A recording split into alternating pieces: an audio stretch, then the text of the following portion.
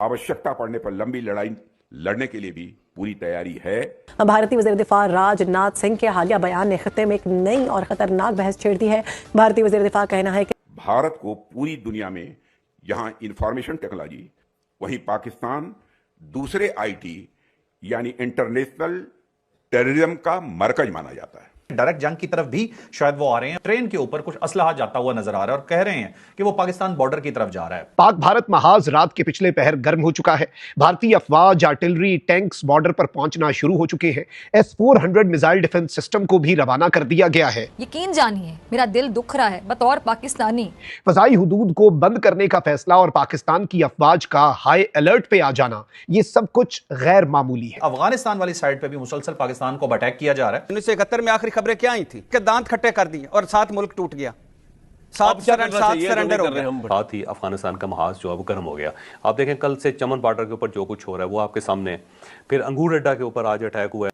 पाकिस्तान और भारत एक बार फिर आमने सामने आते हुए नजर आ रहे हैं। पिछले 1 से 1.5 माह के अंदर भारत जो तेजी के साथ अपनी मिलिट्री मूवमेंट कर रहा है, बिलखसूस राजस्थान साइड पर और नेवी साइड पर। इस वक्त जो S-400 सिस्टम की आमद है इंडिया के अंदर, गेम चेंजर इसको कहा गया है। जो मिलिट्री मूवमेंट है, इक्विपमेंट है, दिफाई निज़ाम है, वो पाकिस्तान की सिंध साइड पर जो मुल्हिका इलाके हैं वहां पर पहुंचाता हुआ आपको नजर आ रहा है। नमस्ते दोस्तों, जय हिंद। हिंदुस्तान स्पेशल में आपका स्वागत है दोस्तों।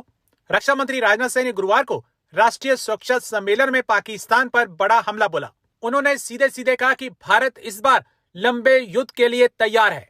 इस बार पाकिस्तान से जंग लंबी चलेगी, पाकिस्तान तैयार हो जाए। उन्होंने कहा कि भारत और पाकिस्तान दोनों देश एक ही समय आजाद हुए, लेकिन भारत को दुनिया में इंफॉर्मेशन टेक्नोलॉजी के लिए जाना जाता है, वहीं पाकिस्तान को इंटरनेशनल टेररिज्म का मरकज माना जाता है, क्योंकि पाकिस्तान जैसे देश हमेशा आतंकवाद को समर्थन देते आए हैं। राजनाथ सिंह ने कहा कि आतंकवाद सिर्फ एक राष्ट्र विरोधी काम नहीं, इसके कई पहलू हैं और आतंकवाद से तभी निपटा जा सकता है जब हम इसके तीनों पहलुओं पर काम करेंगे। हमें ऑपरेशनली, आइडियोलॉजिकली और पॉलिटिकली काम करना होगा। रक्षा मंत्री ने आगे कहा कि ऑपरेशन सिंदूर को लगभग 1 साल हो गया और ये भारत की नई ताकत का प्रतीक है। राजनाथ सिंह ने पाकिस्तान को 2 टूक चेतावनी देते हुए कहा कि इस बार भारत लंबे युद्ध के लिए बिल्कुल तैयार है। पाकिस्तान और भारत एक बार फिर आमने सामने आते हुए नजर आ रहे हैं। पिछले 1 से 1.5 माह के अंदर भारत जो तेजी के साथ अपनी मिलिट्री मूवमेंट कर रहा है, बिलखसूस राजस्थान साइड पर और नेवी साइड पर, और इसी तरह बिल्कुल पाकिस्तान भी अपनी तैयारी भरपूर अंदाज में करता हुआ नजर आ रहा है। हालिया हफ्तों के अंदर हमने देखा है कि सोशल मीडिया में बिलखसूस ओपन इंटरसोर्स अकाउंट्स के अंदर ऐसी जो वीडियोज़ हैं वह आपको बड़ी तादाद के अंदर मिल रही है, जिसके अंदर ये वाज़े तौर के ऊपर देखा जा सकता है कि भारत किस तरह से अपने मरकजी असलहा डिपो से जो मिलिट्री मूवमेंट है, इक्विपमेंट है, दिफाई निज़ाम है, वो पाकिस्तान की सिंध साइड पर जो मुल्हिका इलाके हैं वहां पर पहुंचाता हुआ आपको नजर आ रहा है। और इसी चीज़ों को BBC उर्दू की तरफ से भी रिपोर्ट किया गया है। ये तमाम तर क्या इन्फॉर्मेशन है, क्या कुछ अब तक भारत जो है वो पाकिस्तान साइड पर पहुंचा चुका है, ये तमाम चीज़ें मैं आपके सामने रखूंगा। इसमें बताया यह जा रहा है कि गुज़श्ता 2 माह से राजस्थान सेक्टर में ऐसी नकल हरकत में इजाफा देखा गया। एक मखसूस 10 दिन के अरसे में कम से कम 4 खसूसी फौजी ट्रेन आगरा जैसे मरकजी डिपो से जैसलमेर, यारमीर और पोखरान की तरफ भेजी गई हैं। ये इलाके पाकिस्तान के सूबे सिंध से बरह रास्त मुल्हिका सरहद राजस्थान सिंध बॉर्डर के करीब है। ये चूंकि तमाम तर इंफॉर्मेशन है, कुछ बात अपने से ना हो जाए, इसीलिए मैंने तमाम जो पॉइंट्स हैं ये लिख कर रखे हैं ताकि मैं आपके साथ शेयर भी कर सकूं।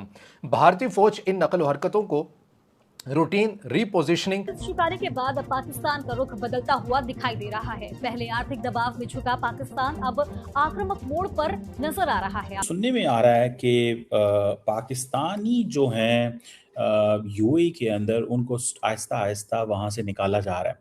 अली बुखारी साहब, आपकी तरफ आना चाहता हूं। यकीनन बहुत सारी बातें मंदोखेल साहब ने की हैं, लेकिन एक तरफ जो उन्होंने इशारा किया कि UAE अपनी नई सफ तैयार कर रहा है, जिसके अंदर मोदी है, जिसके अंदर नेतन्याहू है, जिसके अंदर अमेरिका है, जिसके अंदर UAE है। आपकी नज़र में ये कितनी खतरे की बड़ी घंटी है? साथ साथ ट्रंप का हाल इस जंग के बाद हुजूर आपकी नज़र में, अली बुखारी साहब। तो नहीं चाहते कि उनके बैकयार्ड में कोई युद्ध हो। अरबे वो हैं जिन्होंने पूरे दुनिया में पैसे लगाए रेडिकलाइजेशन को इंक्रीज करने के लिए ताकि पूरे दुनिया में युद्ध हो, लेकिन वो अपने घर के आसपास भी वो युद्ध नहीं चाहते, इसलिए वो भाग के आ रहे हैं मोदी जी के पास।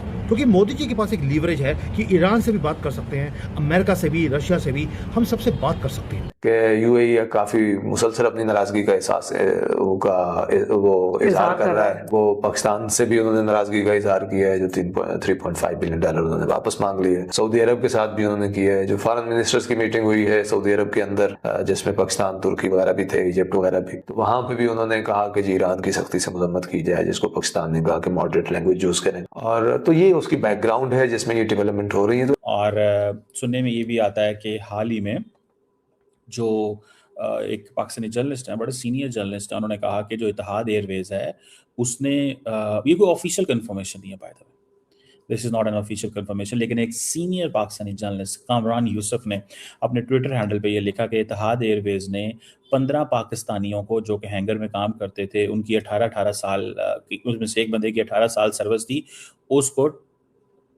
कहा कि तुम अब घर चले जाओ। चीजें आपने वन बाय वन साथ जोड़ी हैं। नंबर वन, मैं ये बताऊं आपको कि जो यूएई का इस तंजीम से निकलना है, हमें इसका कोई फर्क नहीं पड़ता जहां तक मैं पाकिस्तान की बात करूं तो। और उसका रीजन ये है कि वैसे तो मैं ये भी हैरान हूं, आज तक मुझे समझ नहीं आई कि जिस तरह जितनी राइजेस हमारी प्राइस में आई हैं फ्यूल के हवाले से। देखें, हमारी तो कोई फ्यूल ईरान से नहीं आता था, ये जंग के बाद जो है वो डैमेज हो गया। हमारा तो कोई रास्ता नहीं रुका कि हमारा जहाज रुका गया हो और हमारी जो है वो उसकी वजह से प्राइस महंगी हो गई हो। हम तो वो बदनसीब मुल्क में रह रहे हैं जिसके हुक्मरान इस तरह के चोर बैठे हुए हैं माशाल्लाह से, कि हमारा तो 900 किलोमीटर का बॉर्डर ईरान के साथ मिलता है। सीधी ये है कि अभी ना आपको पता होना चाहिए एक बात कि भाई भारत की जो आर्मी है, भाई भारत के जो कमांडो है, वो भाई पाकिस्तान के मतलब पाकिस्तान के बॉर्डर के सामने जाके खड़े बस होते हैं ना, तो पाकिस्तानियों की सिट्टी पिट्टी गोल हो जाती है। जी हाँ भाइयों, सिट्टी पिट्टी गोल, यही सही वर्ड है भाई। मतलब यार उनको समझ ही नहीं आ रहा भाई हो क्या रहा है उनके साथ, समझ रहे हो, इतना ज़्यादा उनके साथ प्रॉब्लम हो रही है। और मैं ये भी बोलना चाहूँगा कि बॉर्डर में हमारे जो देश के जवान हैं वो देश के लिए जान देते हैं, तो आप ना मतलब उन जवानों की रिस्पेक्ट किया करो ना, रिस्पेक्ट आवर जवान, क्योंकि अगर जवान की रिस्पेक्ट करेंगे तभी हमारा देश सिक्योर होगा। बाकी आप लोग इस बारे में क्या सोचना चाहते हो, बताना चाहते हो, कमेंट करके अपनी राय देना, अपना ओपिनियन देना। Let me know your comment and you can put your comment on comment box guys. और मैं आपको बता देता हूँ कि हमारे देश में जवान जो है ना उसकी वैल्यू सबसे ज़्यादा होना चाहिए, बाकी ऐसा है नहीं, नेताओं की ज़्यादा वैल्यू है। बाकी आप इस बारे में क्या सोचते हो, कमेंट करके अपनी राय जरूर देना।